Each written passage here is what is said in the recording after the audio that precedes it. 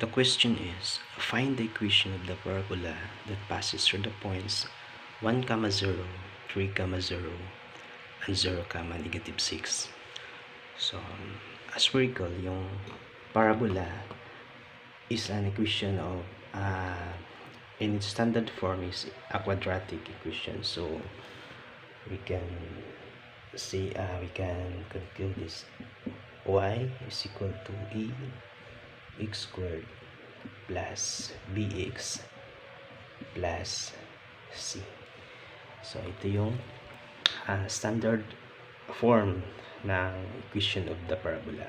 So, quadratic equations. Kung i-graph natin siya, yung mga quadratic equation is parabola yung graph niya. Kaya tinawag siyang parabola. Kumbaga yung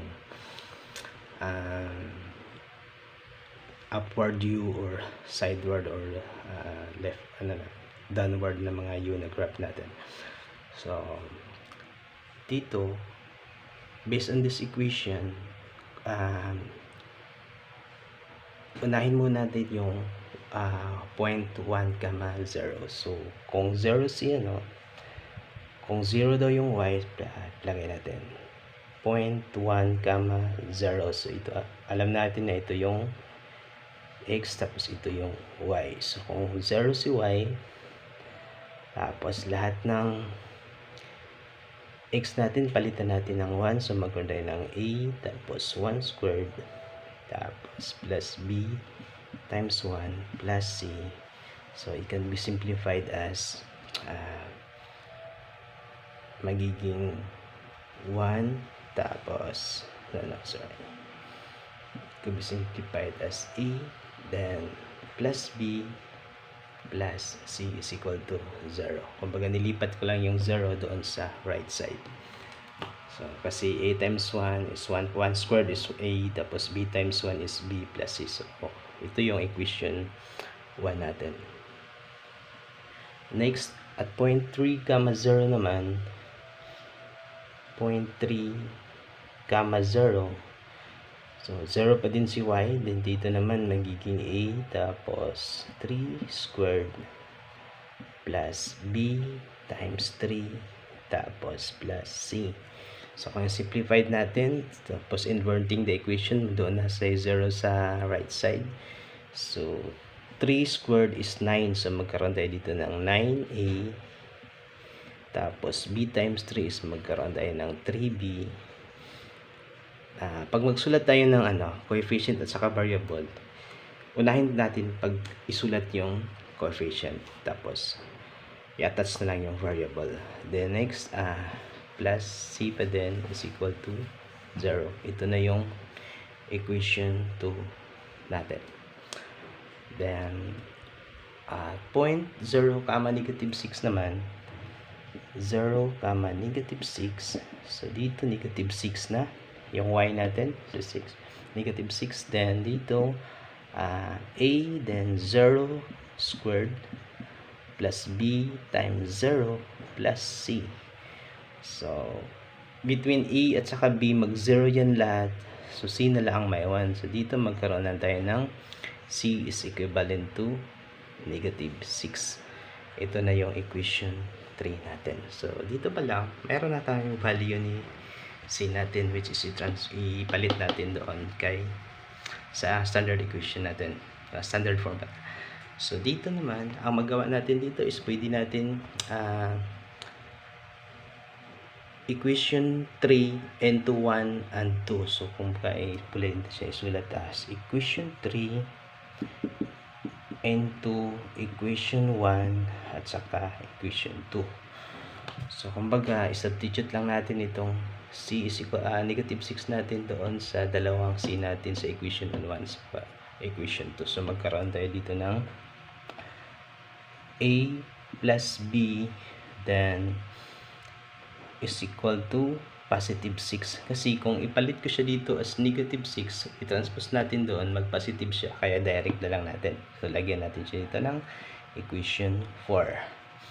Then, dito naman, 9a plus 3b then plus -6 sa pag ilipat natin doon, mag-positive siya, i-direct na lang natin sa magkaroon dito ng 9a plus 3b is equal to positive 6 pa din. Ito na yung equation 5 natin.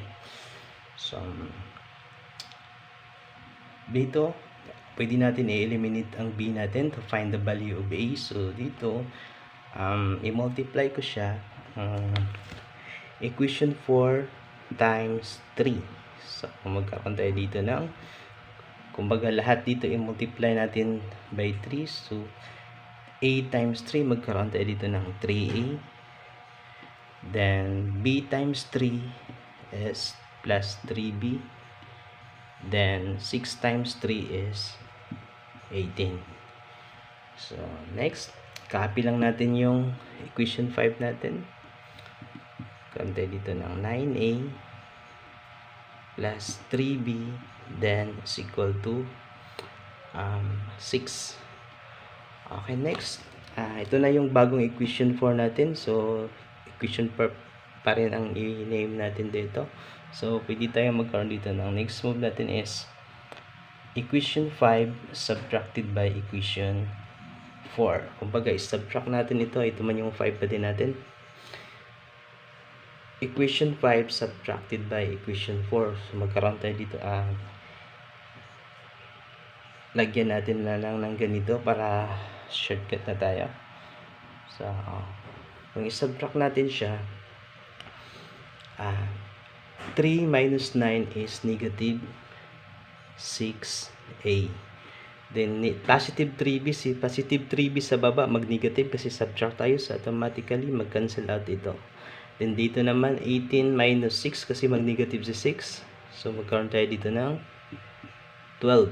Kaya, ang a natin is 12 divided by negative 6 kasi we need to divide both sides by negative 6. Magkaroon tayo dito ng negative 2. So, meron na tayong value ni a at saka ni c. Pwede natin doon sa iting equation 1. So, magkaroon tayo dito ng ang a natin is negative 2 tapos plus b anon, tapos yung c natin is negative 6 is equal to 0. So, lipat lahat doon sa kabila.